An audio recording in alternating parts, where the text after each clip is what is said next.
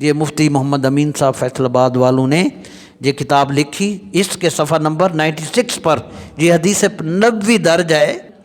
سیدہ عائشہ صدیقہ رضی اللہ عنہا سحری کے وقت کچھ سلائی کر رہی تھی، سوئی گر گئی، چراغ بجھ گیا۔ اس اندھیری کیفیت میں اچانک نبی کریم نور مجسم صلی اللہ علیہ وسلم تشریف لائے تو آپ کے چہرہ انور کی روشنی سے سارا گھر روشن ہو گیا۔ وَوُجِدَتِ الْإِبْرَةُ، وہ گم شدہ سوئی مل گئی۔ فقالت مَا أَضْوَأَ وَجْهَكَ یا رسول اللہ، یہ عرض کرنے لگی یا رسول اللہ صلی اللہ علیہ وسلم، حضور آپ کا چہرہ کتنا روشن ہے۔ نبی کریم علیہ السلام نے ارشاد فرمایا وَيْلٌ لِمَنْ لَا يَرَانِي يَوْمَ الْقِيَامَةِ، حضور علیہ السلام نے فرمایا ہلاکت اس بندے کے لیے جو مجھے قیامت کے دن نہیں دیکھ سکے گا۔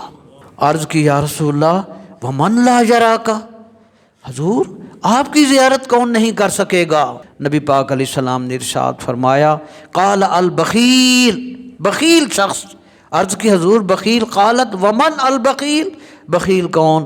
تو حضور علیہ السلام نے فرمایا الذی لا یصلی علی اذا سمع باسمی، وہ بہت بڑا بخیل ہے جو میرا نام سنے اور مجھ پر درود نہ بھیجے۔